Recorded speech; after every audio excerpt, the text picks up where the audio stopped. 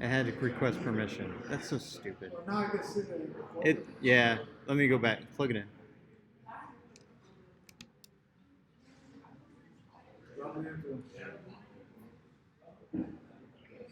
check, check, check. Check, check, check. I'm seeing it.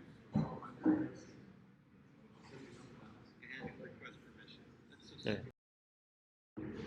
Yeah, let me go back. Plug it in. Okay. So hold on. Let's. Check, check, check.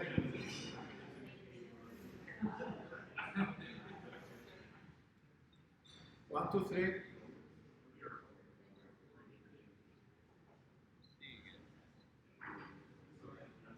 One, two, three. I think it gets it. I can see the lines there. Moving with my voice. So hold on. Yeah. It's not going. Huh? No, it's not the speakers, it's for the live stream. It's not showing working. But I think we can hear you well enough with this microphone. Okay. So I'll speak loud. So I start? Go. So thank you everybody for joining us in this Kansas DevOps Day meetup today. Thanks Dan and Ray for organizing everything. My name is Dimitri Stiliadis. I'm the CTO and co-founder at Aporeto. We are a small company out of the Bay Area working on various problems around cloud security. We plan to spend the night today going through a whole set of problems that often people encounter in cloud deployments and giving a little bit of a different color of how these problems can be potentially addressed by moving away from the traditional ways, if you want, of seeing security as something that firewalls or networks do, and seeing security as something that we can do with identity. The reality is that when anybody has to deal with cloud deployments, large scale or small scale application cloud deployments, and they have to deal with security or how to secure these applications, they often have to deal with very complex pictures like that. It just took me 3 seconds to type security architecture in Google. This is the first picture that I found, and I grabbed it. I don't even know what it does. It's something that tries to protect an application by creating several VPCs, networks, putting firewalls, bastion hosts, API gateways. There is a lot of stuff going on here. So even for a basic architecture like that with just a couple of web servers and a database, it ends up being overly complicated. And the big reason that it's complicated is that we are basing security in the mechanisms that we have been using for years in the private data centers. I try to maybe simplify this picture, right? There was the idea of security based on the perimeter, right? Everything used to be inside my nice data center, my hosts were there, my applications were there, I have a big firewall at the edge of the data center, and then anytime my users, devices, applications, whatever partners, whoever tries to access my applications on my host, they have to start an IPsec tunnel, an SSL tunnel, go through the proper security principles, and then once they go through this firewall, give them access to the applications, right? So this is the architecture, this is the security architecture that we have learned for a lot of years. It's this nice, very clean idea that inside my data center everything is clean, and the rest of the internet is the big scary internet. Now, the reality is that if I go to the cloud and we think how cloud providers are providing their security architectures, and we take the 3 big large ones, right? AWS, GCP, and Azure. No cloud provider is going to ask you to go join a private network in order to spin up a VM, right? No cloud provider is going to ask you to go through some firewall in order to spin up a Lambda function or to access an S3 bucket in AWS. The way they are going to do it is by creating essentially identity and access management policies. So whether you are a user, whether you are an application, you are provided with an identity, and then you use this identity in order to access the proper APIs, and by using this identity, you get the flexibility or the permission to do specific things on the cloud. So the question is, although they are doing this for their own services, for whatever you consume out of a cloud provider, then they tell you go use VPCs and private networks and private IPs for your applications, right? It kind of doesn't make sense. If you take another perspective also, this is a classic type of deployment that you have your private data center with your firewall, right? The traditional deployment. You go create a VPC in a public cloud. You're trying to secure everything together, and the answer is very often, well, I'm going to do an IPsec tunnel that is going to extend my private network inside the VPC. And once I extend my private network inside the VPC, it will feel like the AWS VPC is an extension of my network. I can do whatever I want. What very often we forget, though, in this picture is that the reality is that the perimeter in the cloud, the perimeter of your VPC, is not actually your VPC. The perimeter of the cloud is actually the identity. Because the moment I get your AWS credentials, the moment I get your AWS key, it's very easy for me with one API call to spin a VM inside your VPC, and then now this VM has the exact same access to your private data center as any other VM in your VPC. In other words, whereas in the previous world, your perimeter could be the fact that somebody had access in your network, the perimeter now in the cloud is no longer the network. The perimeter is no longer provided by a firewall. The perimeter is your AWS account. It's the fact that you lost or you misplaced the credentials of the AWS account, and now me, that I'm the bad guy, I get these credentials, I spin up a VM, I'm inside your environment, right? So the idea that we can secure any more infrastructure based on these traditional networking techniques doesn't make any sense, and we have to transition to understanding how identity is the real tool we can use to secure this architecture. So what we are saying here is essentially we need to move to what the industry often refers as the zero trust model. So what the zero trust model says is that any interaction between a user or an application or an IoT device or this camera that didn't work with a resource in the cloud or with another application has to be explicitly authorized, and it has to be explicitly authorized through cryptographic techniques by understanding the identities of the applications, of the users, of the IoT devices, or everything else. And what I'm going to show you here is not only identities. When we are talking about identities, we mean about by using actually standard frameworks to use strong identities, and by no means secrets. So secrets and passwords and logins and passwords in this view of the world are not actually identities, right? So when we're talking about identities, we'll talk about strong cryptographic principles that actually make these identities possible. And what does this mean? What essentially this means is that every user, every device, every application can actually get an identity in the form of a token, in the form of a certificate that is cryptographically signed, and they can automatically access any web application or any service that I have in the cloud based on enforcing this end-to-end authentication and authorization. And this allows us to eliminate a lot of complexity out of the network. It allows us to eliminate VPN clients, IPsec clients, and the tons of other things that don't really add to security. They add to a lot of pain points for the users. And at the same time, by moving to such an identity-based mechanism, we can actually get a global compliance and global governance and compliance, if you want, for this type of deployment.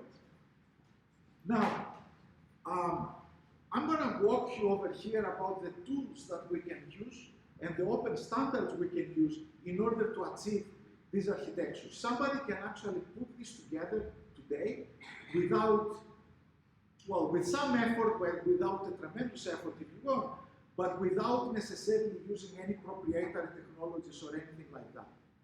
So there are a couple of components that we will go over in order to achieve this, if you want, this identity-based architecture. So we will start first by understanding the OAuth toolkit. Let me take an idea here on the room. How many of you are familiar with how OAuth and OpenID Connect work? Okay, so some of you are familiar. So we're gonna spend a couple of minutes on giving an introduction on how the OAuth toolkit works. And then you will see how we are gonna take the OAuth toolkit and apply it on different use cases in order to solve things like privileged access management, and in order to solve things like web application security, or in order to solve things like identity federation and creating chains of trust and all this type of things. Okay, so what is the OAuth framework? Essentially, the OAuth framework is a framework that allows an application to delegate authentication to some third party and trust the way the identities are provisioned by this third party in order to make decisions. And when I mean by decisions, I mean authorization decisions, right? So the OAuth framework allows an application X to trust an identity provider, whether this is Google or Microsoft or whoever else, to authenticate users. And when the identity provider authenticates users, they can do things like two-factor authentication, they can do a whole bunch of things. And once the user authenticates with this platform, the fact that the user is authenticated with something like Google or something like Microsoft can be used by this application to trust the user and make a decision on what type of access the application wants to give to that user. The OAuth framework was conceived initially in order to enable essentially single sign-on of users to applications, but you will see how it has evolved, because now applications get OAuth identities, essentially what we'll talk about as JWT tokens, and applications use these tokens to interact with each other and not just users. At the core of the OAuth framework is this three-leg authentication flow. Essentially, I go to an application to ask for a resource. The application says, I have no idea who you are, go authenticate yourself, redirects me over to go to an identity provider to get redirected. I come back with some credentials, I present them on the application validates these credentials. I will use this flow diagram. Some of you that are in the back, I don't know if you will be able to see all the letters on them, but I think they are fundamental on understanding the details of how this three-leg authentication process works. So we have Alice here. So Alice, and we have an application, and we have the identity provider over here. So Alice goes and says, I need access to this application. I need to access some resource on this application, some API code. The application turns back and says to Alice, sorry, please go and authenticate first with a trusted identity provider before I give you access to the application. Alice's browser, the browser that Alice used, gets redirected automatically to the identity provider, and the identity provider pops up a screen. Alice puts a login and password. Potentially, Alice needs to use a two-factor authentication, an SMS message workflow, whatever the authentication mechanism is that needs to be used. So eventually, the IDP authenticates Alice. So now the IDP knows that, okay, Alice is trying to talk, therefore it returns back to Alice a code. A code is essentially a token that doesn't contain much information. It's more like an index to the fact that it authenticated Alice. So the code is delivered back to Alice, and Alice is redirected back to the original application with the idea to say, here's my code, I promised you I'm authenticated, here's my code, give me access to this resource. The application now, what it does is it obviously doesn't just trust the code, it goes back to the identity provider and says, well, Alice has presented me for this code, can I trust it? The identity provider returns back and says, yes, you can trust it, and here is all the information that Alice authorized me to give you. So for example, this is Alice's email, this is Alice's location, or whatever else. So now the application has all this information, the application knows that this is Alice, and it uses an authorization policy to say, well, if Alice belongs to this group and that group or the other group, am I allowed to give access to Alice to this resource? And if it authorizes Alice, it gives Alice access to this resource, and finally returns back the content. All this is happening every time any of us is trying to do single sign-on with Google or single sign-on with Okta or any other mechanism like that, right? This is the magic, the dance that is happening in the backend. Now, the resulting identity, and by the way, this is all a background in order to show you how we can use these tools now for other reasons. The resulting identity out of what the identity provider gives, is very often captured on a JSON web token. So what is a JSON web token? A JSON web token.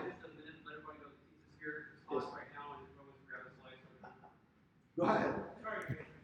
No problem. So the JSON web token, how does it look? And I don't have a problem for the people here to take a break and go get the pizza, but I think that's fine if we want to. So let's cover the slide and then we will do the pizza break. Okay. So the JSON web token, what it is pretty much a JSON document that is signed by the private key of the identity provider, and it can be used, so somebody can use the public key of the identity provider to actually validate that this is a valid document, that this is something we can trust, and then out of this document we can get a lot of information about Qualys. Here this document is about me. It says what is my email address, what is the namespace I am, what's my organization, what's my current IP address, who authenticated me. In the particular case, it is Microsoft Azure that authenticated me, and so on. So essentially, the JSON web token provides a detailed list of information components that describe who I am, not just the fact that I'm Dimitri, but who I am, where I am, what I'm doing right now, and it's cryptographically signed, and therefore it can be trusted by an application. After we get our pizza, I'm going to come back and describe you now how we're going to use this OAuth framework in order to solve some other problems and, that are not just web authorization. So let's pause it for a couple of minutes. Let's everybody get the pizza, and we will come back. Everyone on the live stream is We will just. be right back after this commercial. Oh man, we should have a sign, like a commercial sign. We'll be back in just a few minutes. We'll just leave the live stream on.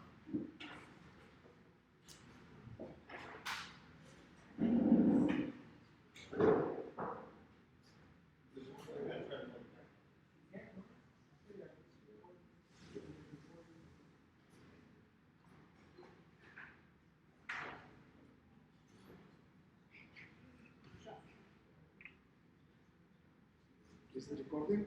Yes. It is live and the other one's recording.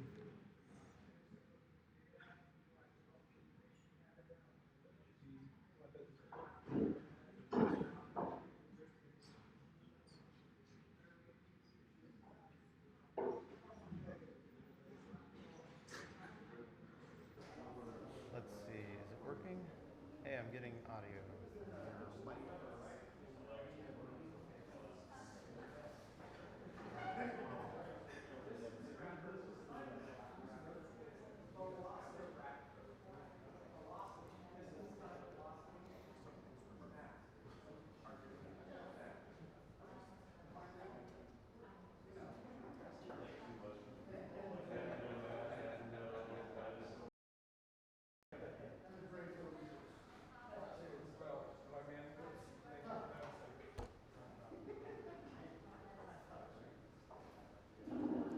I'm getting so much.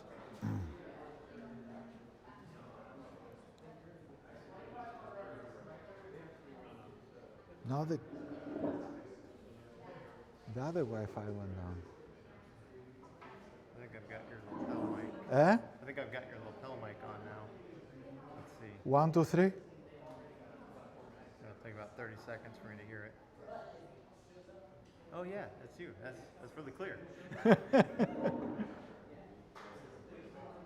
Okay. Oh,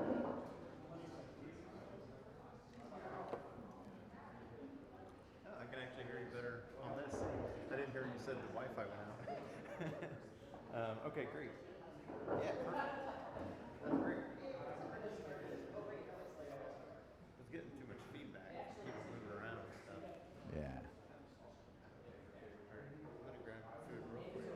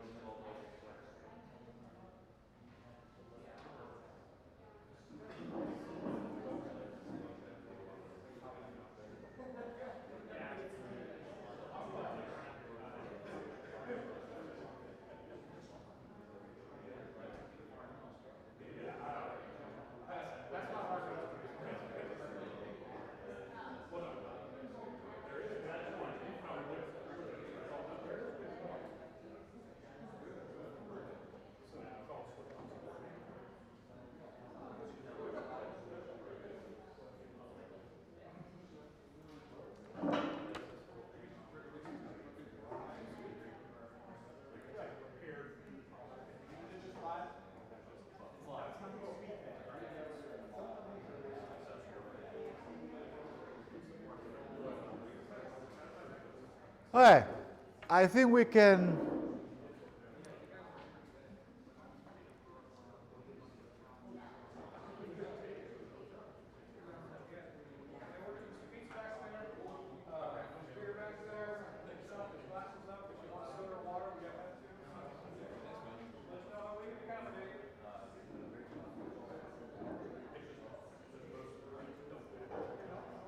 All right, so we're going to get started again. Everyone, we're getting started again. All right, guys. So we're going to talk about how to use now this toolkit. This is essentially form of three-legged authentication and authorization in order to solve a couple of very real problems, if you want. The one problem is the problem of privileged access management, and it's the problem of providing access to users, from users to your infrastructure.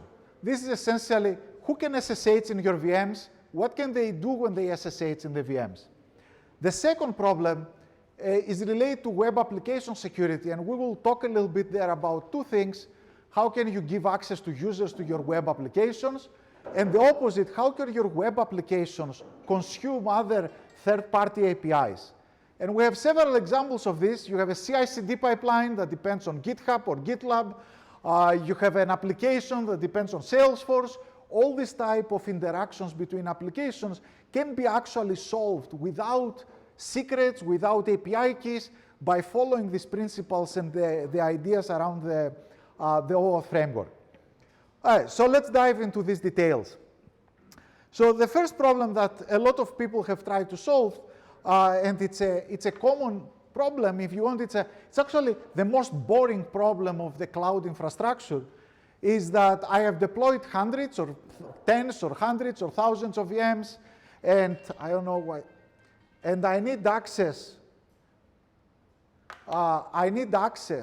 To these VMs. I need access for my users to these VMs eventually, although I'm trying to go to an immutable infrastructure. There are the one or two cases where an operations person has to log in the VMs, figure out what is wrong with them, and so on.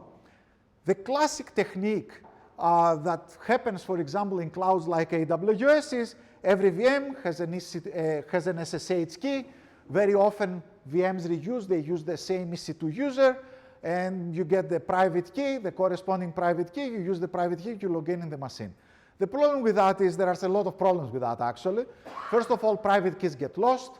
An employee gets fired or leaves the company, take the private key with them, they give it to somebody else. Everybody that logs in these VMs is EC2 user or Ubuntu or CentOS or whatever. Everybody has pseudo privileges. They can log in and do whatever they want. Once they log in the VMs, nobody controls them. So providing a mechanism that you control who has access to the VMs, for how long they have access to the VMs, what can they do once they log in the VMs, getting a log of everything that they are doing over there, controlling where they are doing data exfiltration in the network, is a boring but nevertheless necessary part of the security infrastructure. So how can we actually solve this problem? Oops. Sorry about that. Okay. So what we're going to demonstrate here and we're going to discuss is how can I use, for example, somebody like Okta or somebody like Microsoft or Auth0 or Google, whatever, to essentially do single sign-on for SSH now, right? Not for a web application, to do single sign-on for SSH so that I will allow my users to get access to specific VMs that I want to allow them to for a specific amount of time, and I have a full record of what they are doing and how they are doing it over there, right? So in order to solve this problem, I need to control, obviously, which users get access to these VMs. They should never store the private keys of the VMs anywhere. I should be able to monitor what they are doing. And as a guideline, because this is the global no-no on security, no private key must ever travel the wire. That's essentially part of the design architecture. So how do I do that? Well, the way I can implement something like that is if the user wants access to this particular VM, I can go to some certificate distribution service, and I can ask for a certificate that will be valid for this VM. And the way it will be valid with this VM is that the VM is going to trust, let's say, my certificate distribution service as an authority so it can authenticate this user. So I need to request a certificate from the VM, from the certificate distribution application. Now, this application needs to somehow authenticate the user.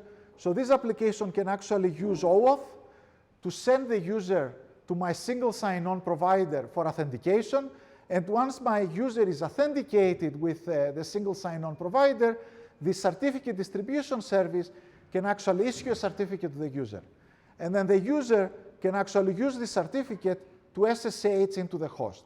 So I'm going to show you now what are the protocols or what are the steps involved in order to achieve this three-legged, if you want, authentication with SSH, and what do I need to do on the SSH host in order to achieve that.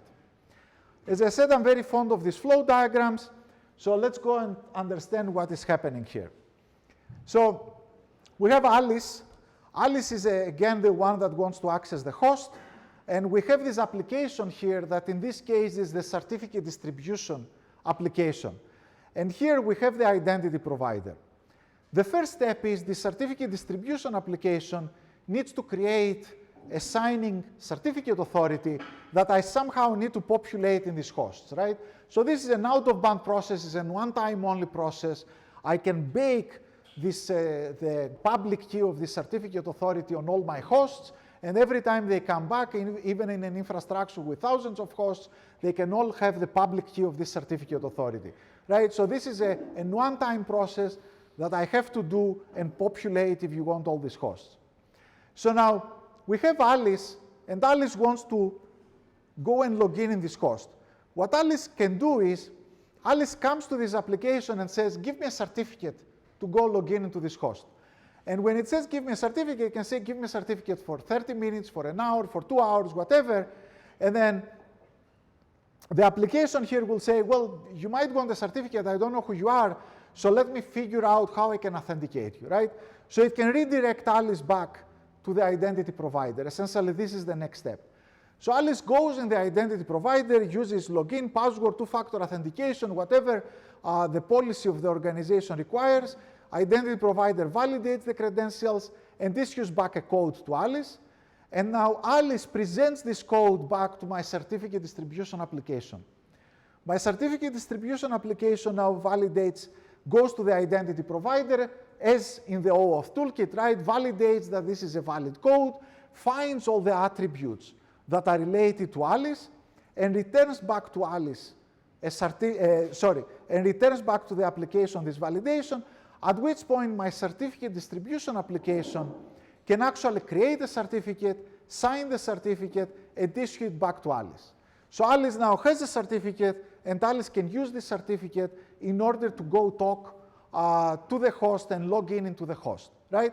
So the whole mechanism essentially takes the OAuth activity, the OAuth three-legged authentication, but instead in the last step of using OAuth to give access to a resource, it uses OAuth to issue a certificate for Alice. And now Alice can go and use this certificate in order to access the host, and as long as the certificate is active, Alice can have access to the host, right? It's as simple as that. Now, we need to do a couple of things in the host in order to make this viable. So the good news is that SSH hosts, actually since SSH version, OpenSSH version 7.3, they have a capability that they call authorized principals command. So this is a configuration parameter that you can go add on /etc SSH deconfig. And what this command says to the OpenSSH daemon is that when you get a login request, when you get an SSH connect request based on a certificate, then take this certificate and instead of authenticating the user directly, send over this certificate, call essentially this executable, this binary, and let this binary decide whether we are going to authenticate the user or not, right? So instead of OpenSSH doing the authentication and authorization based on the certificates, it calls a plugin to go figure this out. So essentially, the user presents the SSH certificate, and OpenSSH says, well, first, I'm going to use my certificate authority key. This is the trusted user CA keys parameter in the SSH config file. I'm going to use this these keys that I have available to validate this is a valid certificate. Once I validate that this is a valid certificate, I'm going to call this authorized principals command. I'm going to present the certificate, and this binary, this executable, is going to decide how exactly it's going to do it.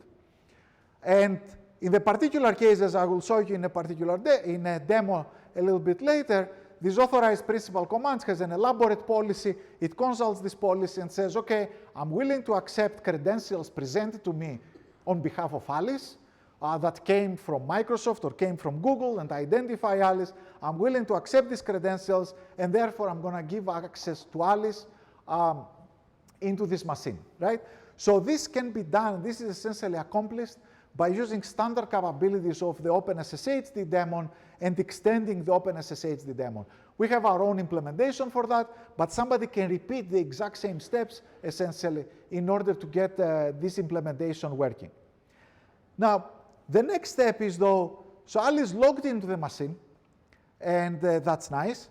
But the next question is, by the way, I have to explain something.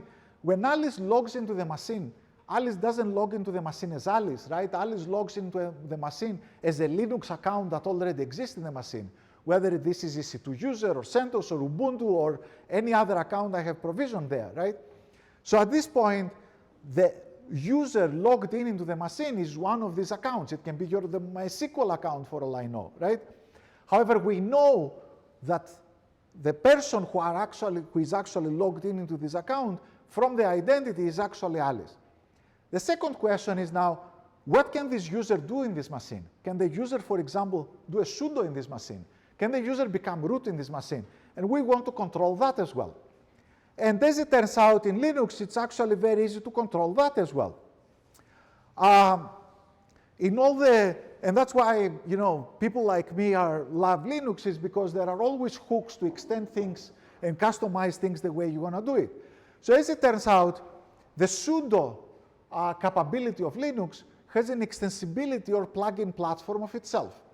So instead of sudo making the decision that, okay, I have EC2 user as a user in the machine now, and this EC2 user is trying to sudo to root, am I going to allow this or not? Instead of deciding this statically through files, sudo has the capability to call a plugin, and the plugin can go and consult and decide whether it's going to allow this or not, right? And in this case, the sudo plugin is essentially an SO library that gets attached to sudo.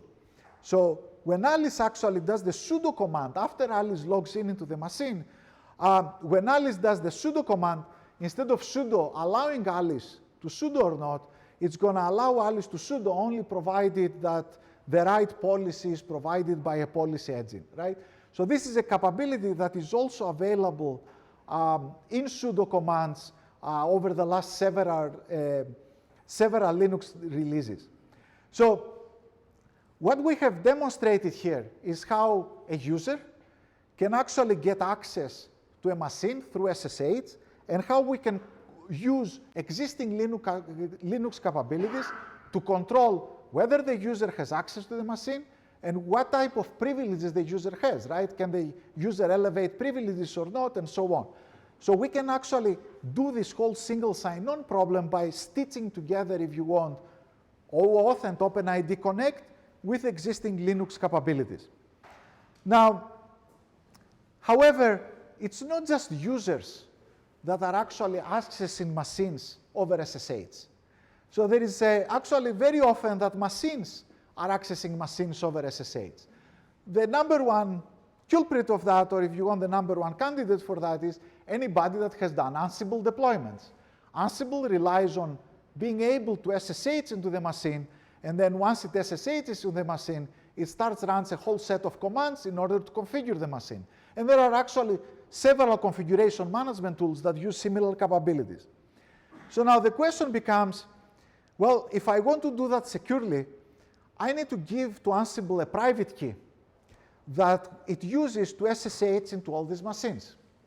And the problem we encounter with one of our users actually is that, well, I don't want any actual person, any human, to ever be able to access these hosts that Ansible is configuring, because humans might do bad things. They might log in the machine, change the configuration, and I don't have this immutable infrastructure with full repeatability. So I don't want really a private key for the Ansible tower, because somebody's going to get this private key, is going to copy it over on their desktop, and they're going to use it to SSH on the machines. So in reality, ideally what we want is, we want the Ansible tower to be able to talk to all these machines without ever storing a private key on the Ansible tower. And the question is, how on earth can we do that, right? Looks like a chicken and egg problem. So we need to break this chicken and egg problem. And yes, we cannot break this chicken and egg problem in all environments. However, if we are in a cloud environment, we can essentially use a chain of trust to the cloud provider to actually break this chicken and egg problem. And that's what I'm going to describe in the next couple of slides. So what we're going to do, and I'm going to show you exactly the protocol, or if you want the sequence flow to achieve that, is that we can actually use the service role credentials in AWS, or the service account credentials in Google, or the corresponding service account credentials in Microsoft. That is essentially what? It's an identity that the cloud provider distributes to our virtual machine that is trusted by the cloud provider and can be trusted by us. So we essentially have this identity in order to establish a chain of trust to what the cloud provider has done. So we're going to use the service role or service account in order to exchange these credentials with an SSH certificate that is temporary, and the Ansible tower can then use this SSH certificate to log in with a whole bunch of hosts and do whatever it has to do. And we can control all these things through policy. So how are we going to do that? Again, my lovely sequence diagrams here that I hope you can see it. We again need a certificate distribution application, right? This is the application that is going to distribute the certificates. In this case, if you can read here, we have actually the tower host. We have the host where the Ansible tower lives. We have our identity provider over here. And we have a service here. I'm going to illustrate this with AWS. AWS has this AWS STS service that is a service that allows you to exchange service roles or credentials, if you want, that are valid in AWS with other ephemeral service roles, right? So there are a lot of players, if you want, on this story. So as before, our certificate distribution application needs to create a certificate authority, and we need to take the public key of the certificate authority and put it on our hosts, right? This is the one-time step. So now what is going to happen? A little script that we can write on the tower host is going to say, I need an SSH certificate. In order for my Ansible tower to come up, I need an SSH certificate in order to go log in these VMs and configure over these VMs, right? And the response back from the application will be, well, you need to go somehow to my identity provider and actually authenticate. So now, instead of the Ansible tower using OpenID Connect and login and password and two-factor authentication that it cannot actually use because it's an application, it can actually take the AWS role credentials that it has locally in the machine. It can sign a request and send it over to this identity provider. The identity provider now will take these credentials, these essentially signed credentials, and forward it over to the AWS STS service with the question, is that a valid role credential? And what is the actual role? What is the actual attributes of the machine that is actually asking me right now for access? And the nice thing is the AWS responds back. And by using the AWS APIs, through this exchange, you know that that the user actually has valid credentials. It has credentials that has been issued, if you want, by AWS as a service role. You can match this to the actual machine ID. You can match it to the VPC of the machine. You can match to the data center of the machine. You can do a whole bunch of check and validations to make sure that the machine is actually who it says that it is. And at this point, this IDP responds back to the Ansible tower and says, here's a code, as we were doing before with the OAuth steps. Ansible tower says to the certificate issuing application, well, here is my code. I want to log in with this. certificate credential application, issuing application, goes to the IDP, validates the code, gets all the information, gets all the AWS, all the JWT token, right? It's the same process over and over again that I have described. And at this point, the application returns back an SSH certificate to the tower, and now the tower can go and SSH on the VMs. So we have managed to make, by using this OAuth framework, if you want, and by using the existing capabilities out of AWS, out of the AWS provider, or any cloud provider for that matter, can be made to work in a very similar fashion, we have managed to make the Ansible tower talk to the machines and configure the machines without storing any private key anywhere, right? That was the goal from the beginning. Not only that, we can control now through the same type of policies that I presented on the previous slides, whether the Ansible tower can do sudo, or for how long the certificates are valid, or what are the certificates doing, and on and on and on, right? And not only that, we can get full visibility that the Ansible tower actually logged into the machine and did all these things and all this type of capabilities, right?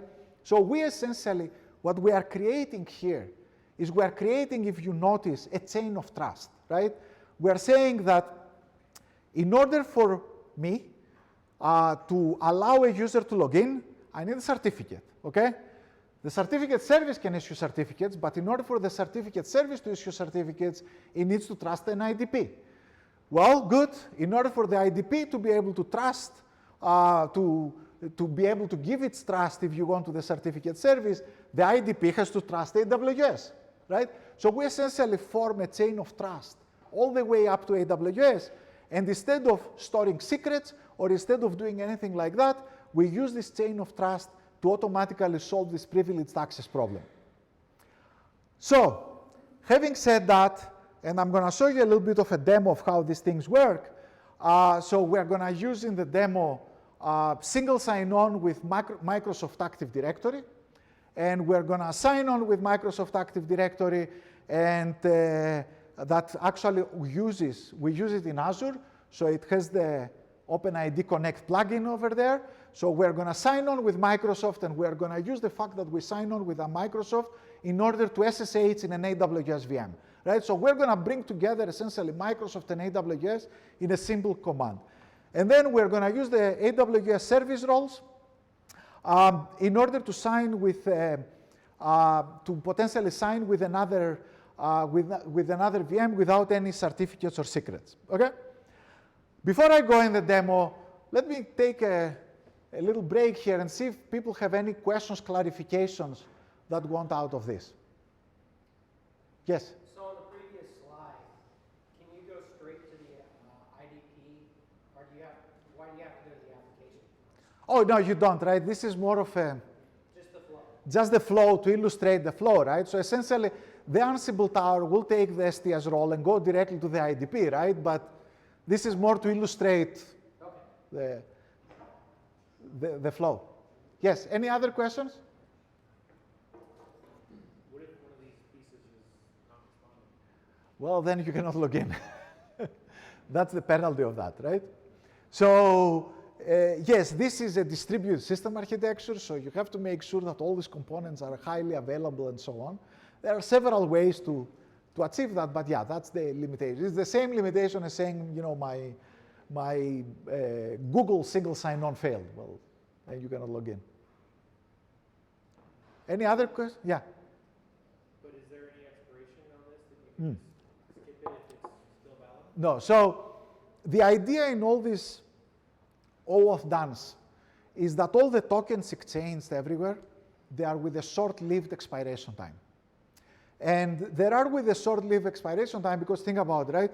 This is a JSON document that is signed, and you can use it once or twice or for 10 minutes.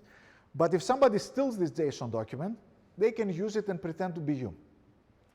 So the whole idea of this, OAuth, this JWT token-based authentication, and somebody has to be very careful actually on how to use these things, is that they have to have short expiration times.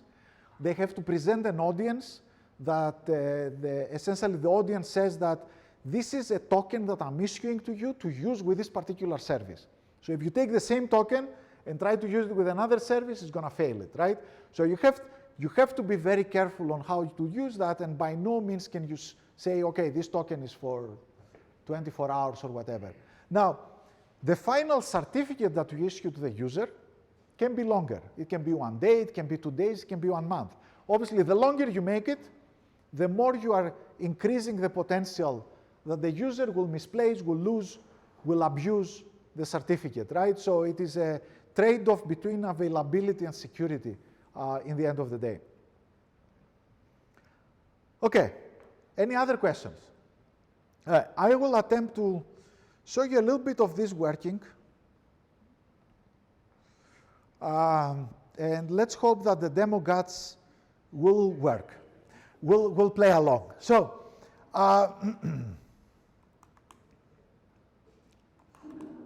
oops.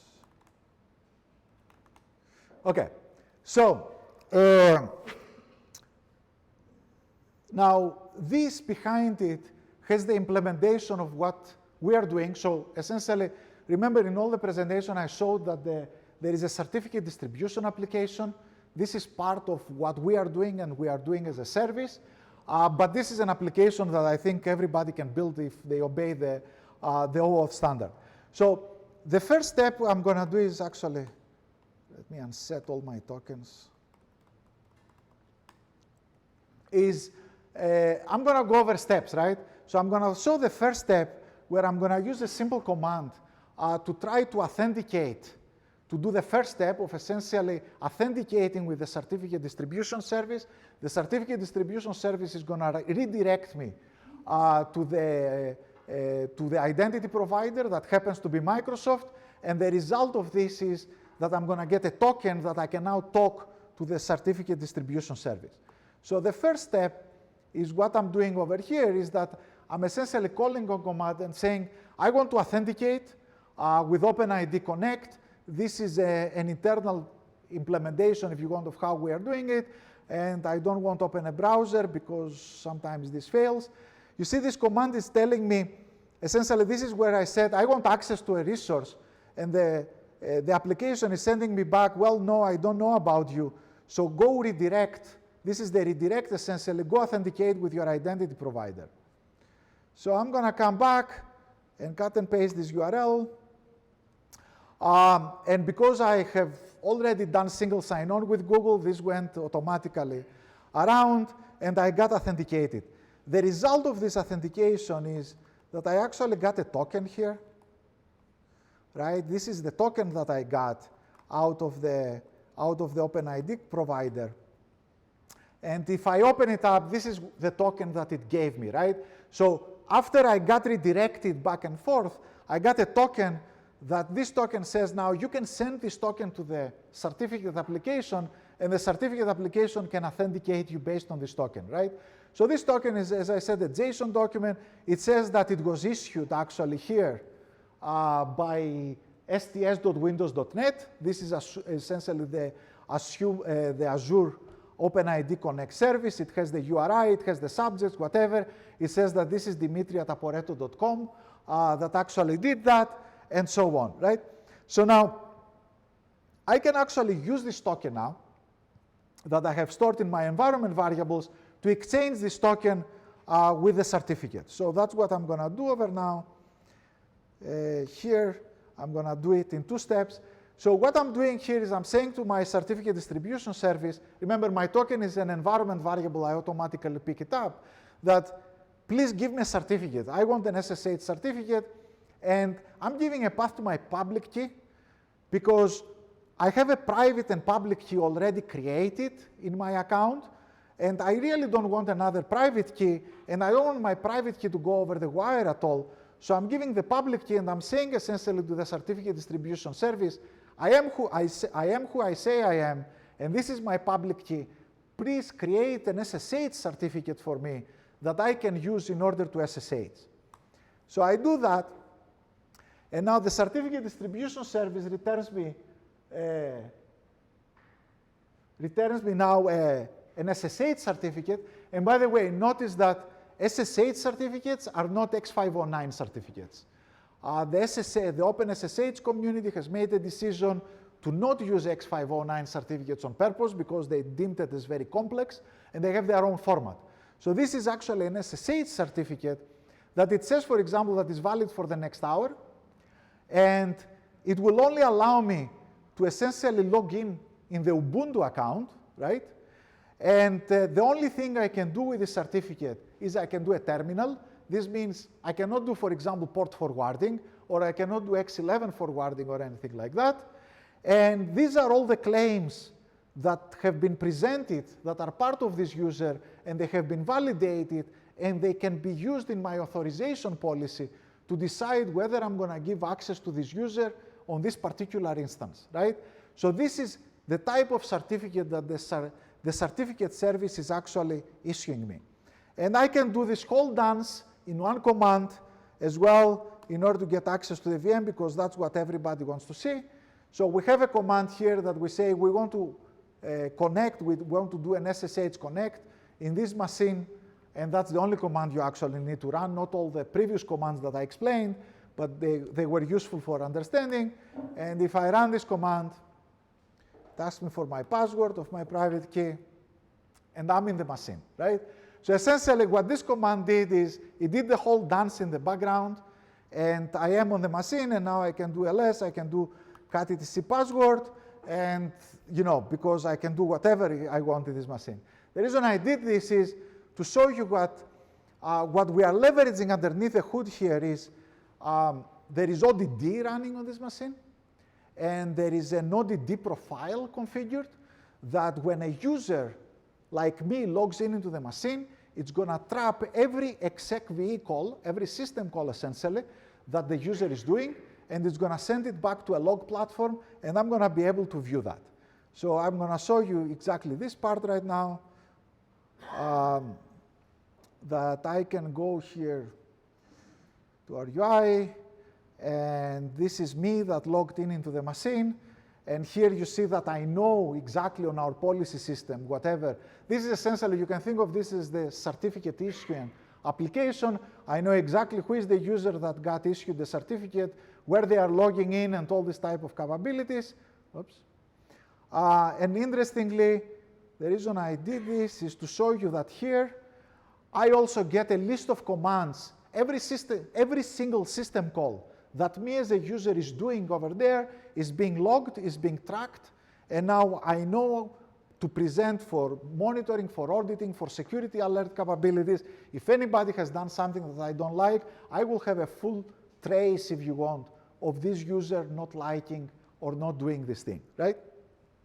So that shows you a little bit that SSH type of approach. And before I move to the web applications, and we'll come back in, let's see if there are any questions about this demo or what we did here, and we can move to the next section.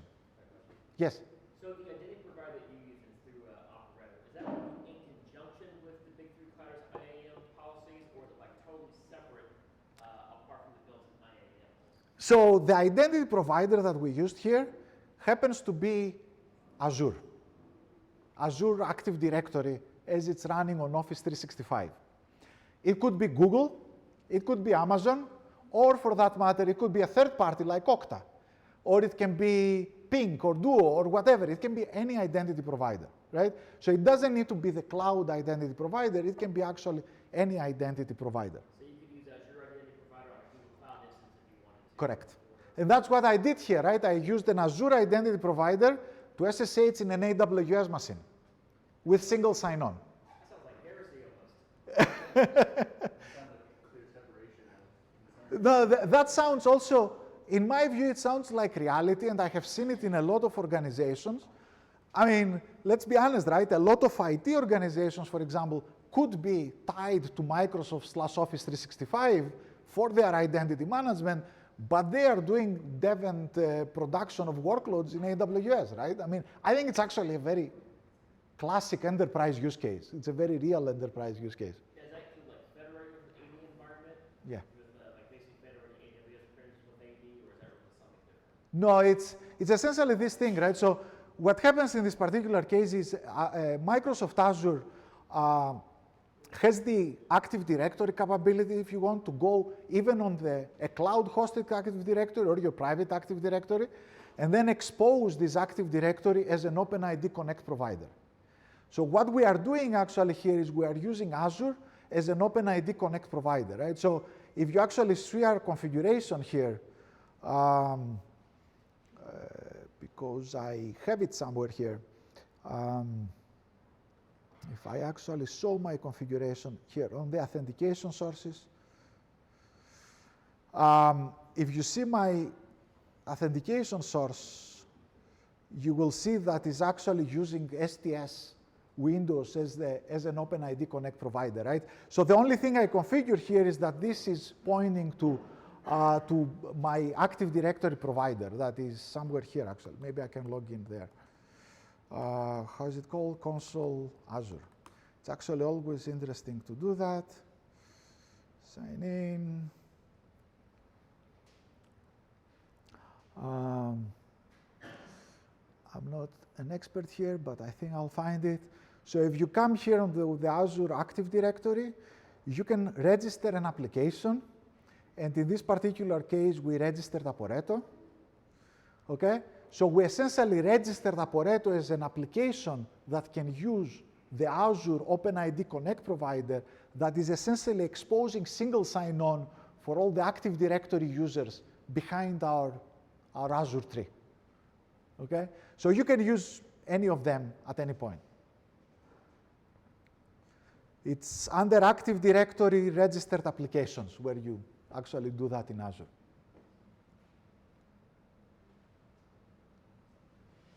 Any other questions? Yes? So like on the Linux server itself, is the PAM module that you're doing, is that like Aporeto specific, or is that just OIDC and it's connected? Actually, it's not. Yeah, so first of all, it's not a PAM module. It's an SSH plugin. So you can do it potentially with a PAM module, but the PAM module doesn't get the actual certificate that the user has presented. The SSH plugin, this authorized principals command, as it's configured in SSH, actually gets as a command line parameter the certificate that the user presented. Okay? So that's what it is. Yes, this is a little module that we developed that takes this information and talks to our backend and does all the magic and blah, blah, blah, right? But, you know, it's using very standard API interfaces in Linux to achieve that. Yes? So that log of system calls that you pulled up, I thought that was really cool and useful. So that's from the SSH plugin. I mean, does the log say on the SSH plugin Okay. everything after this? No. Does it actually Right. itself? So essentially what happens here in the background is that the SSH plugin creates a login and a logout event to our platform. So it says somebody logged in with these credentials, and I'm going to give it this ID. Somebody logged out with these credentials, I'm going to give it this ID. And then the ODD daemon is configured so that all audit logs out of this user, they all get the same ID.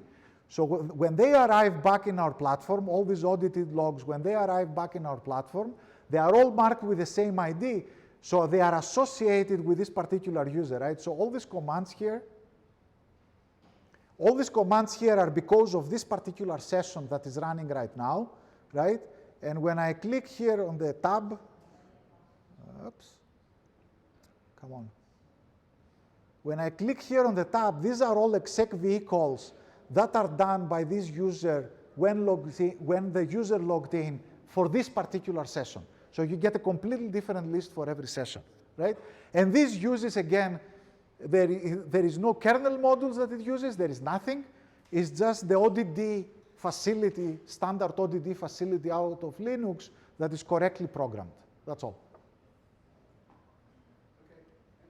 Okay? Okay? Yes? One last question since you brought it up. So the sudo plugin, what information does it receive when it gets?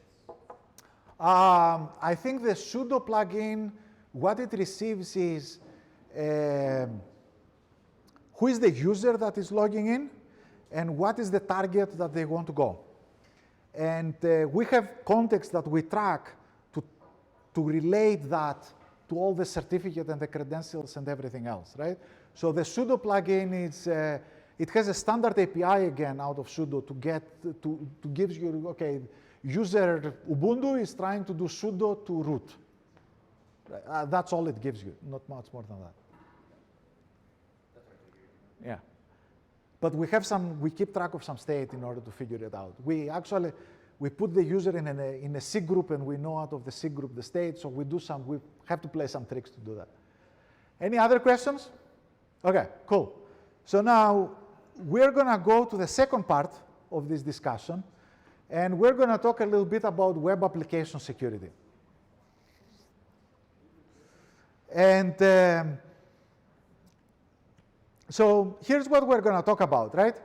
So there are two types of use cases with web application security. The one is a user needs access to your APIs, and the other is that you have an application, whatever, whether it's a CI/CD pipeline or any application that needs access to third-party services, right? This is very common on the type of applications that we're building right now. Now, in a lot of cases, the answer to this is static API keys, right? I'm going to get an API key out of GitLab, and I'm going to install it in my CI/CD pipeline. Or I'm going to get an API key out of GitHub or Salesforce or whatever. I'm going to install it in my CI/CD pipeline. And the penalty of this is that I'm going to lose them at some point, and then good luck to me, right? Now, there are several ways, first of all, to implement the access of a user to a web application to do authentication and authorization. And there are several patterns that can be used for that. It's not something new. You can embed authorization code into your application. That is, if you have an application that you have access to. You can introduce a sidecar proxy in front of the application. So the proxy is going to do the whole authorization and authentication on behalf of your application, and then let the application be simpler. Or you can completely offload this to an API gateway, right? So you can essentially do the authentication and authorization through an API gateway. All these mechanisms are available, and there are tools that you can use, right? So here, you can use an Nginx proxy, you can use an HA proxy, you can use the Aporeto stuff, you can use an Istio proxy, an Envoy proxy, whatever. Or here, you can use an Amazon API gateway in order to achieve that. So how you do the data path in order to do, how do you essentially insert this authorization in front of your application, possibly is not so interesting. The more interesting part is to build a centralized policy controller that is going to manage all these authorization decisions that are happening, right? Because, and that's essentially the challenge with this, if you want beyond corp model, or the idea that I have no VPNs, I have nothing else, and I'm just doing authentication and authorization of everything, right? The challenge is to build a management platform that no matter what application you are running on your infrastructure and how you are running it, and whether you are running it with a proxy, or you are running with embedded code, or you are running it on an API gateway, you have essentially, you need a centralized policy system that will say that these users have these privileges, and they have access to this type of API calls on this application versus access to the other API calls to the other application. So the majority of the challenge, if you want, for achieving, for controlling essentially user access to applications is more of a management challenge, is more of a challenge of providing the framework of which users have access to what, and having consolidated state out of this.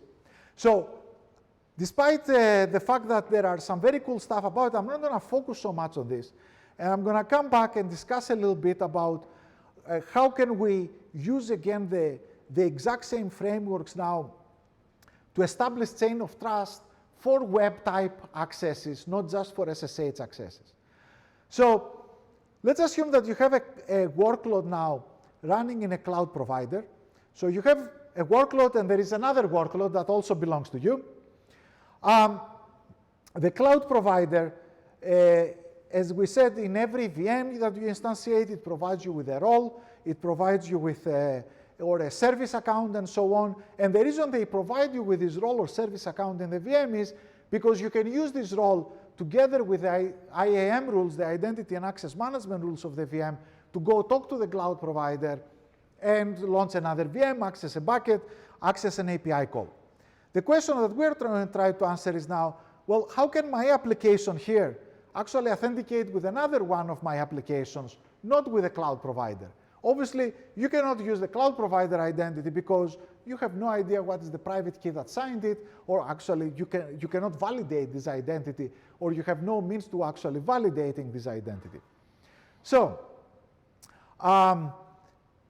the state of the art actually on this very simple question, how can I make two applications authenticate each other on a cloud provider or for example, any IT infrastructure, is essentially pushing the problem around. What do I mean by that? Well, you have a cloud provider identity, so you use this identity to go download secrets from a key store, and then you're going to use these secrets in order to authenticate with your application and allow this application to talk to this application, right? And there are several secrets key stores that allow you to do that, whether you want to use a native cloud provider key store or you want to use one on top of that, right? But in reality, what we have done now is we haven't really solved the problem. We have essentially pushed the problem. And this is the chicken and egg problem that always happens with secrets.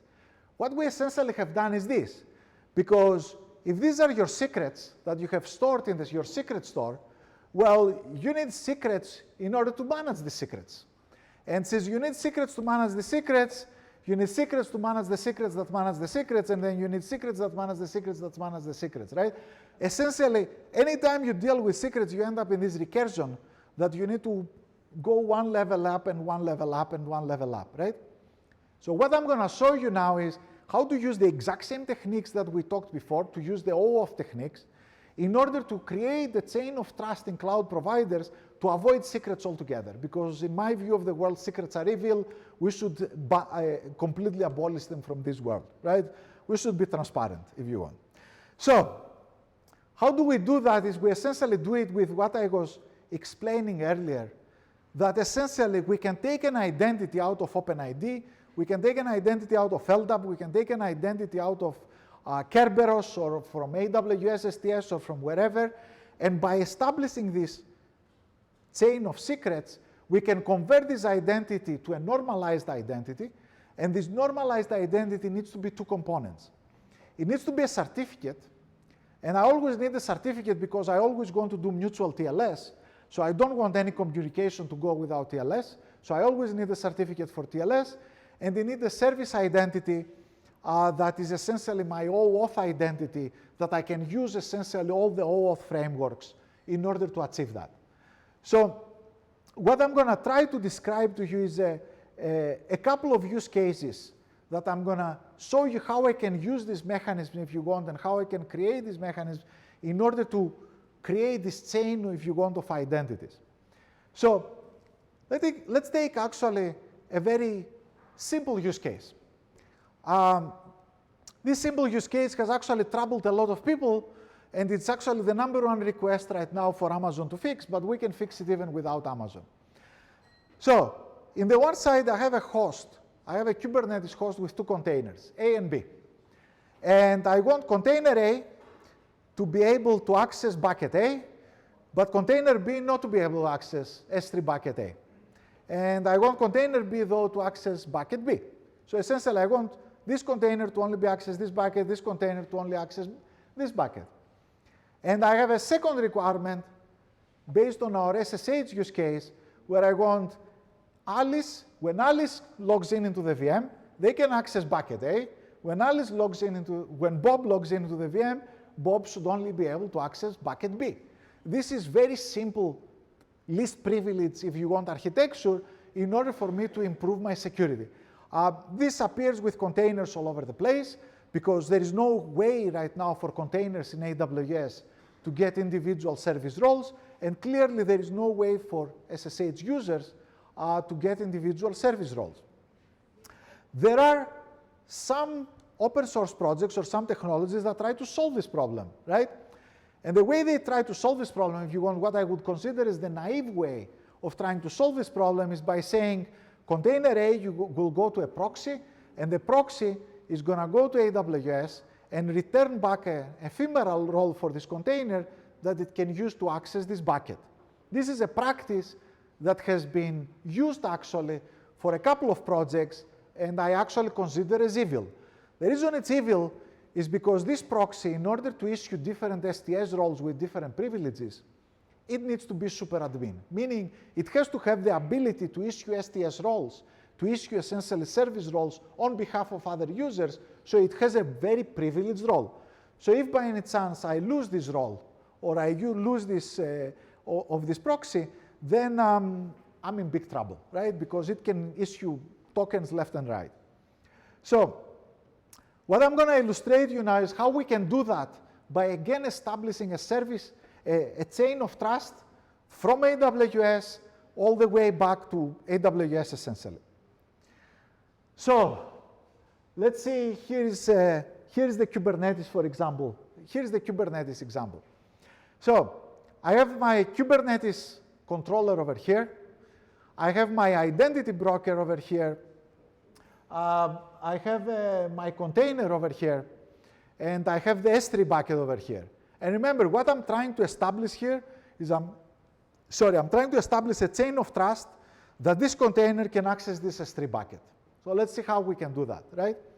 So the container says to the broker, give me credentials to go access the S3 bucket. The broker says, well, sorry, but you need to authenticate for that. And in order to authenticate for that, it says, give me your Kubernetes identity, right? So I'm using, in this case, the Kubernetes identity. So what the container does is essentially uses the service role to sign a certificate and give it back to the broker here, and then the broker uses this to propagate it to a Kubernetes API to say, well, this is a valid role for a valid container. The Kubernetes API responds, yes, it is, and therefore now the broker sends back a JWT to the container saying, this is a JWT that the IDP is going to trust, right? Or essentially that AWS is going to trust in this particular case. This is a JWT that AWS is going to trust, that says who you are, right? And gives you access to get the service role. So now what the container does is it uses the AWS STS API to go say, here is a JWT signed by my IDP, that happens to be the broker in this case, and please trust this and give me back a service role that I can use. AWS obviously is not stupid. AWS is going to say, well, if your broker, if your identity provider is this, I'm going to go ask your identity provider. So there is IAM policies that actually do that. AWS comes and asks the identity provider. The identity provider says, yes, I issued this JWT on behalf of the application, so please trust it. AWS trusts this application and sends back a service role credential. So now the container can use the service role credentials to go access the S3 bucket. AWS behind the hood, you never see that, is going to validate the role with STS, and then after it validates the role, it's going to return the credentials here. So what we have done here is that essentially the broker took the form of an identity provider. It created a chain of trust from the Kubernetes API that knows that I activated this particular container on this host, and therefore I know that this is a container I can trust, it's on a host I can trust, and therefore the IDP says, okay, therefore I trust this information, I will give the JWT, I will give the identity back to the container, and then Amazon will come back to the identity provider and say, is this really true, right? It's trust but verify. Is this really true? The identity provider says yes, and at this point Amazon says, okay, therefore I have enough policies now to issue a service role that you can use to access the S3 bucket. I know it sounds like a very complicated workflow, but obviously once you write the code, because you write the code once, it's something that becomes very trivial and very useful, because right now I essentially have bridged what? I have bridged the Kubernetes trust domain with the AWS trust domains, right? By using a standard protocols all the way around, and by allowing essentially every container to get a unique identity as it identifies itself with AWS, right? That's the goal of this architecture over here. And for the same reason, I'll show you kind of a reverse, right? What I did here is a container, got an STS role, right? So now I'm going to show you the reverse. I have a Lambda function, right? I'm launching a Lambda function out in AWS, and I want this Lambda function to come and authenticate with a service that I'm running somewhere else, right? So the Lambda function needs to present credentials to me in order to give it access to my specific APIs, right? So now, for anybody familiar with deploying Lambda functions, you will know that a Lambda function by default gets an AWS service role. So in other words, here I have a domain, I have a trust domain that is based on AWS service roles, and here I have the trust domain of my own application that might be hosted in another cloud, it might be in my private data center, I don't know where it is, but it's definitely not based on the AWS trust domain. So how am I going to do now this Lambda function trust my application? If you actually search this very simple operation of Lambda or around Lambda functions, you will get some recommendations. The one recommendation is pass secrets as environment variables. Please do not do that. The other recommendation is to use the parameter store or EKS in AWS to store the secrets, and then the Lambda function retrieves the secrets out of the parameter store and uses the secrets to access your application. But again, this is the turtles all the way down problem, because once you put the secrets in the parameter store, you need to make sure that you update them, you refresh them, you don't lose them, blah, blah, blah, blah, right? So ideally, we want to go away out of this architecture and essentially do a single sign-on for the Lambda function in my application. Nothing really prevents me of doing this single sign-on of the Lambda function to my application. So let's see how we can do it. So this is my Lambda function. This is my application. This is the broker, the identity broker. It's pretty much the same application I was using in SSH. And this is AWS STS. So now the Lambda function says, I need access to a resource of your application. The application, as in every OpenID Connect situation, says, sorry, go authenticate with my broker. So it redirects the application to go authenticate with the broker. What the Lambda function presents into the broker is not a login and password, it's not a fingerprint, it presents essentially a document signed by the service role, right? So essentially the identity of the Lambda function is established through the ability to sign a document by the service role credentials. The broker takes this document, sends it over to AWS STS. STS says, yeah, this is a good document, and there the broker can actually do additional API calls to find all the information about the Lambda function. And then essentially the broker returns back to the Lambda function a JWT token saying, you can identify yourself to the application with this JWT token, and it says that you are this Lambda function, blah, blah, blah, with this type of capabilities. So the Lambda function presents this JWT token to the application, gets authenticated, and receives back the data and continues over with live, right? So what we have done here now is we essentially used the root of trust of AWS to chain it with the root of trust of the application, right? We essentially chained the two trust domains to allow a Lambda function that has an identity that is an AWS STS role to actually authenticate with an application that is running over in a completely different trust domain, right? And you will say, how do we do that in the Lambda function? We actually have a library to do that. So this is how it looks, to just show some code, and we'll show a little bit of the details. Whenever you have a Lambda function, you end up getting a call, a handle API call. In the particular case, you will see this in the demo. It's supposed to be a surprise, but we are almost there. This is a Lambda function handling Alexa requests, right? So when it gets the request from Alexa, it does a single command to go and say, issue me a token, right?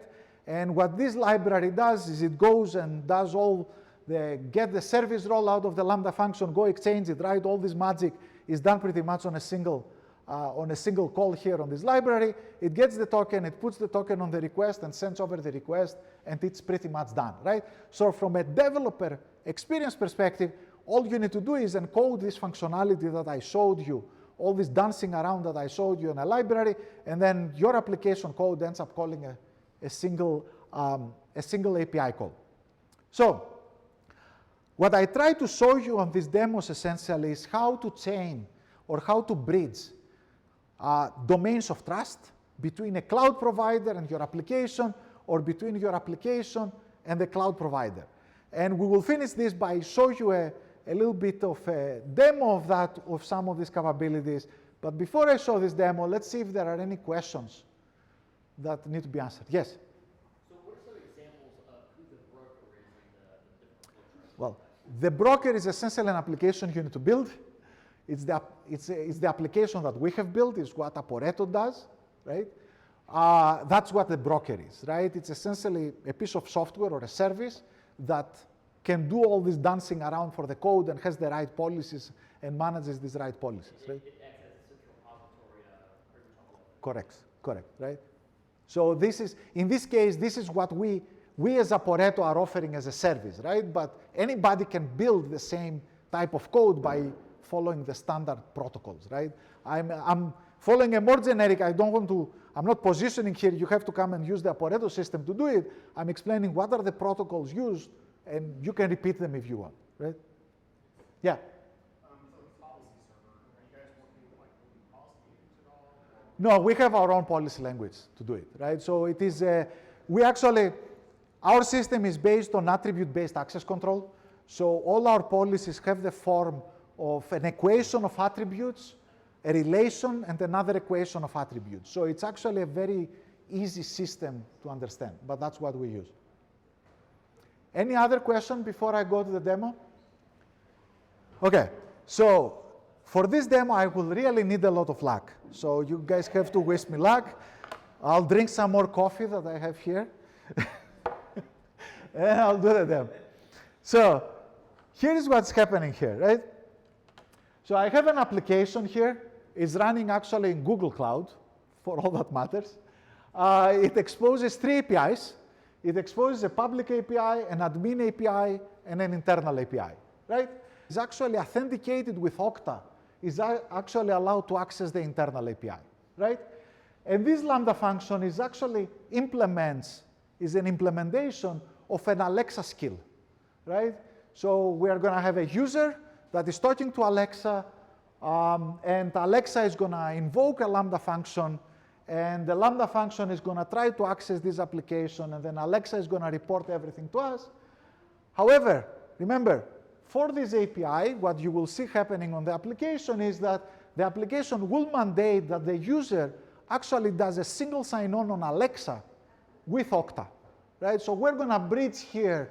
As you imagine on this demo, we are getting Okta, AWS, and Google on the same slide, and we're going to bridge all these trust domains and make it work somehow, right?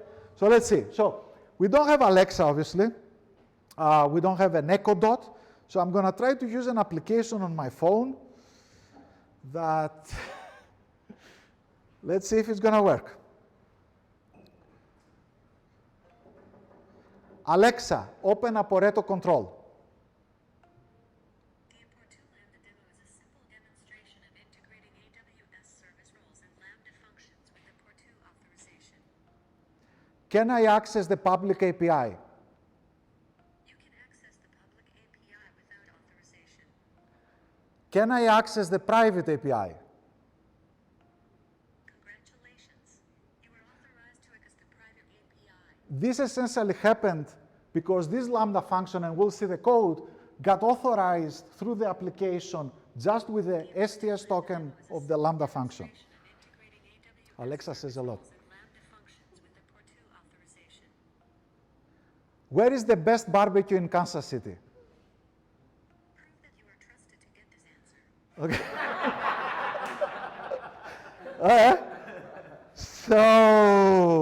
So what happens here is actually Alexa prints out a message here, and you go to this activity. I have to show you where it is, and it says link your account. So I'm going to go to link my account. And what Alexa does here is it actually redirects me to Okta. That's what happens underneath. So I'm going to go and log in with Okta.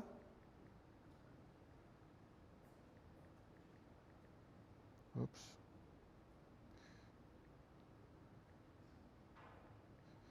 Let's see if I can make this work.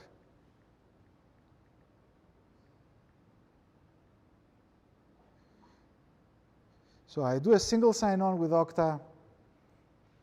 And now what happened is Alexa here says that because you did a single sign-on with Okta when you are talking to me, I know who you are, right? So when I go and repeat back my story, Alexa, open up Pareto control. A new study says that young children will tend Sorry. Alexa, open up Pareto control. The Portu Lambda demo is a simple demonstration of integrating AWS service roles and Lambda functions with the Portu authorization. Where is the best barbecue in Kansas City? Ask the audience. So that was my final demo here. But essentially, this showed you this piece. Oops, shut up, Alexa. Alexa is very annoying. Actually, I have a daughter named Alex. I have an echo at home. Every time I yell at her, it's a lot of fun. Every time I yell at her, Alexa responds. But what I want to show you, what happened here? Is, hold on. We have a breakdown. Hold on. PowerPoint crashed. Let's see how I'm going to do that.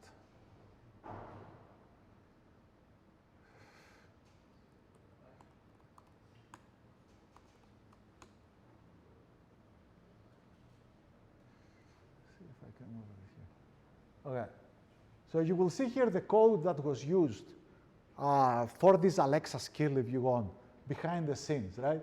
So for the public API, we received the call, and we just did directly the call on public, right? We didn't put any credentials or whatever, and that's why we got back, you can access the public API without authorization.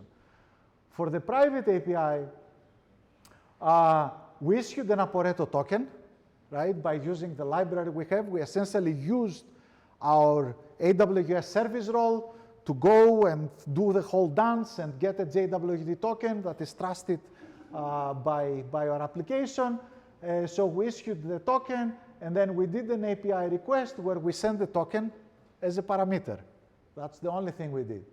And now for the user one, the last one that I did, right? The first time I tried to authenticate without syncing the two identities, I got back that proof that you are trusted.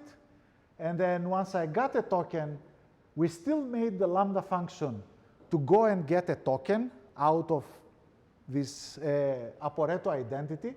However, what we are sending here is we are sending both the token that the Lambda function got as well as the user access token that was generated by Okta when it synced with Alexa. Essentially, the Alexa API, what it gives me here is it gives me the Okta JWT that Alexa got when I did the authentication with Okta. So in order to get authenticated for this API, we had to send both the Pareto, if you want, token, the Lambda function token. We had to say, this is an API call that is being made from this particular Lambda function on behalf of this user, and therefore we can authenticate it, and that's how this token was authenticated. That was the trick behind that. Okay, so summarizing, what essentially I presented here is we essentially took the OAuth toolkit, right? The idea of this three-legged authentication and authorization. And we used it in so many different use cases with the ultimate goal of essentially bridging trust domains. Whether we start from AWS or whether we start from Okta, from Microsoft, and we move over to another trust domain. In our particular case, it was Aporeto, and then we end up in a trust domain that is SSH certificates. It doesn't matter. We can always create, by proper use of the protocols, these chains of trust that will essentially federate all these completely independent trust domains. And by doing that, we end up with a security architecture that is essentially much stronger than anything else we can do with a network, anything else we can do, whatever, because we are talking about here doing strong authentication and authorization with strong cryptographic identities, rather than relying on things like, oh, I got this API call from this IP address, therefore I'm going to allow it to go through, right? And trust me, I have seen a lot of these things around here. In most cases, actually, cloud providers are mostly OAuth compliant, and even the service accounts and things like that you get out of Google are OAuth compliant. AWS is not. Hopefully they will become at some point. But the summary of this conversation that we had today for me is that identity is a very unique tool in order to secure applications into the cloud. It's actually a much more valuable tool to understand how to manage and secure applications based on identity rather than any other security mechanism in the cloud, and that's why it's worth it of doing all these things. So any questions, any concerns? Thank you very much for attending. I hope you enjoyed the pizza and the coffee that we all drank here. I'm on video, so it's coffee. And any questions that you guys have, I'll be happy to answer. Thank you, guys.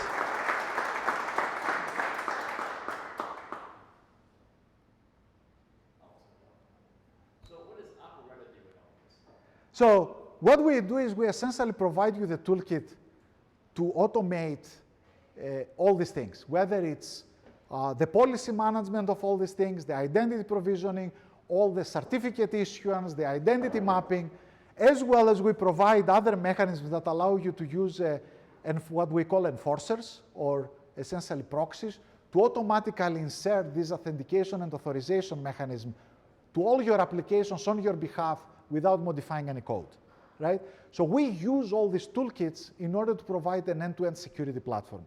However, each one of these toolkits can be consumed independently because not everybody wants to solve all of these security use cases. So as an operator, are you able to basically do like multi-cloud authentication for Yes. a single Yes. dashboard? Yes. So you can do the multi-cloud, all these multi-cloud authentications. You can manage SSH access. You can manage access between applications. You can use our enforcers to get identity, distribute certificates, distribute tokens to applications. You can use our enforcers to do single sign-on with all these cloud providers and so on. All these are part of the platform capabilities. And on a lighter note, for the dashboard you get some inspiration from the Google Cloud Web Console? I don't know for sure, but I'm sure we have seen a lot of dashboards. I mean, we have the same style here.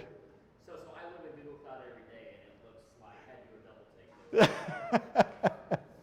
double take. We use the same type of trick over here, and I think our marketing department likes blue, and that's the other common denominator over here. So and this is a SaaS platform. It actually lives in the Google Cloud, so it's offered as a SaaS service, and it does all this type of activities and so on. But happy to talk more in detail about all the stuff we offer there. Any other questions by anybody?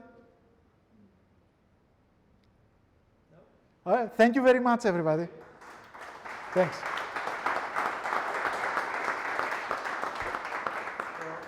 I went out of order.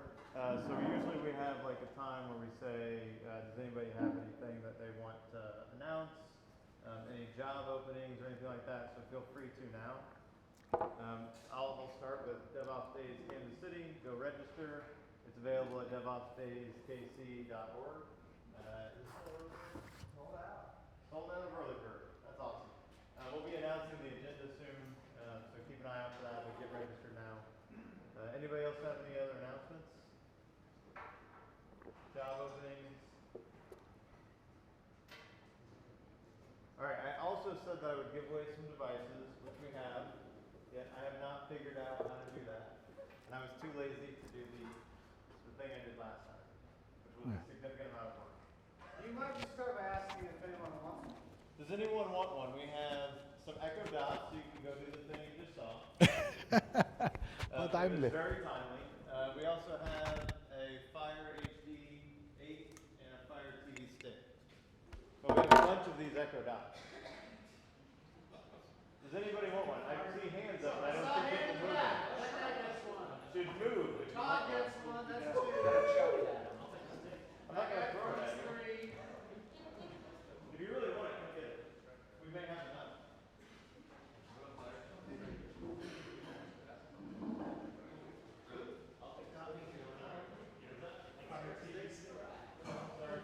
Do you want to pick them up?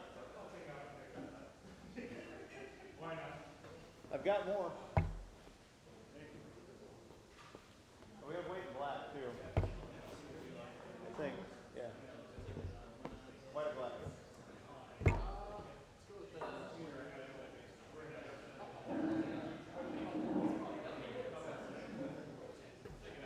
Good, I don't have to take these back.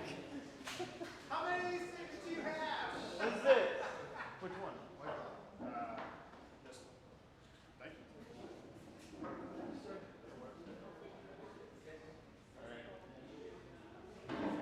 He got me.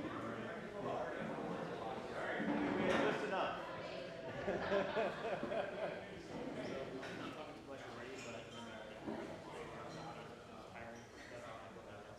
Oh, yeah, yeah. We have another announcement. You can stand over here so that